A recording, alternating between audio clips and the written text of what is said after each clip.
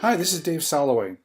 In this episode, we're going to talk about the subdivision farms and how to pull a property profile using the Walking Farm 6 app.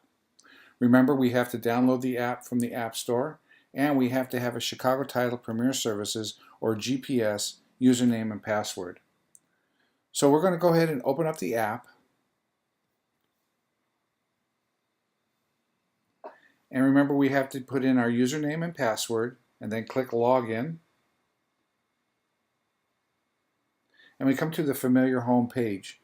Now we've talked about my farms, walking farms, and polygon farms in subsequent episodes.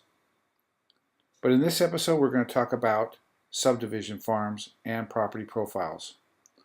So let's go ahead and start with subdivision farms. Open up your subdivision farms, and it opens up to a map of where you are. Go ahead and enter a city or state. I'm going to go ahead and enter Los Angeles County.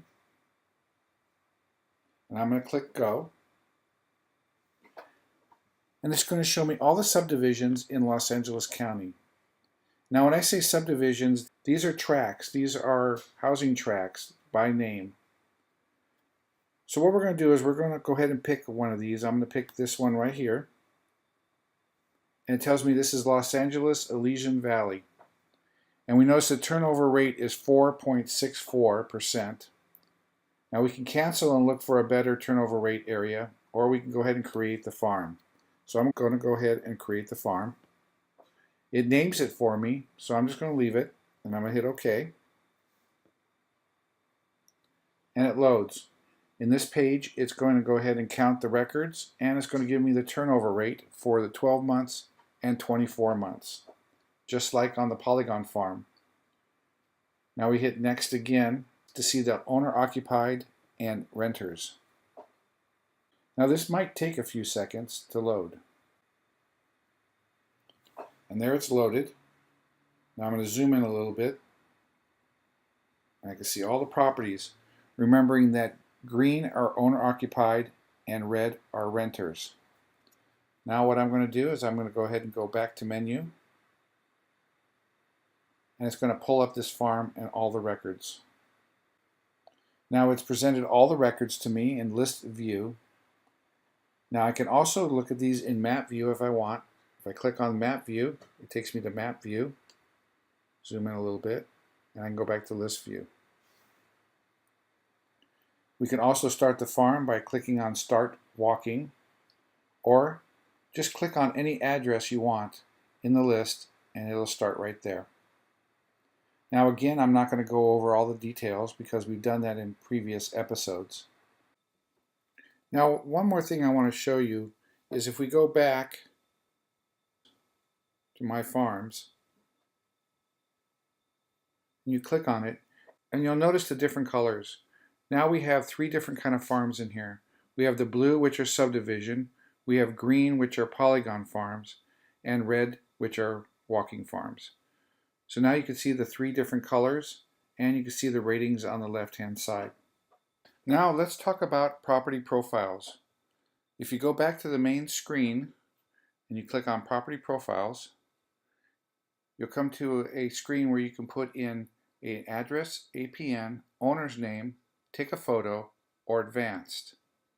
Now this is a property profile on any property, not just properties within your farms. So let's go ahead and take a look at how this works. So let's go ahead and put in an address. We're going to type in 1234, and we notice it has predictive searching. It's searching for any property that starts with 1234 that is near me.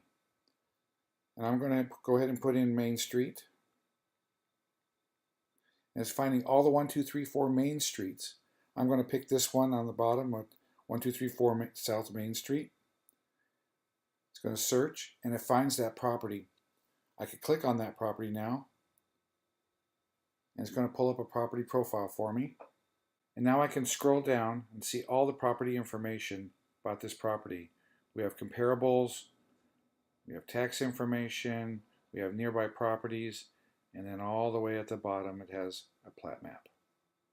So we're going to go ahead and scroll back up. I'm using my finger to scroll on the screen. And we can also email this property profile using the little box with the arrow at the top. And again, remember, any document number that is highlighted, we can press that and get that document, and we can also email that document. Double click the home button to get back, and we go ahead and scroll back to the top. Now let's go back. We can do APN. We can search APN. So I'm going to put in an APN. I got to pick the county. I did already.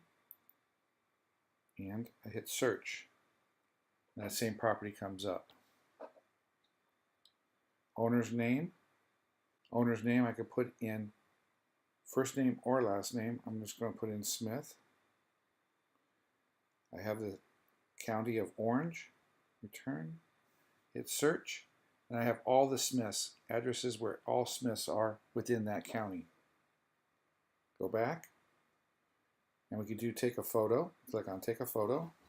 Now while we're in front of the house, we can take a picture of that house, and it'll ask us, is this our property? If it is, and you hit yes, it'll give you a property profile. If you hit no, it'll give you a list of addresses around that property, and you can select from that. Now we go back to advance, and this is going to help us find a property where we don't know all of the information. So let's say we're looking for a property. We want to put in 1, 2, 3, 4. And in the black boxes we have drop downs. We can put in north, south. We know it's south. And we know it's Main Street. In orange, we can do a property type. It could be street. We're not sure. California, we have to do the drop down of the city. There it is. We hit search, and it found our property. So that's the different ways you can look up a property and get a property profile. Thank you for listening, and have a great day.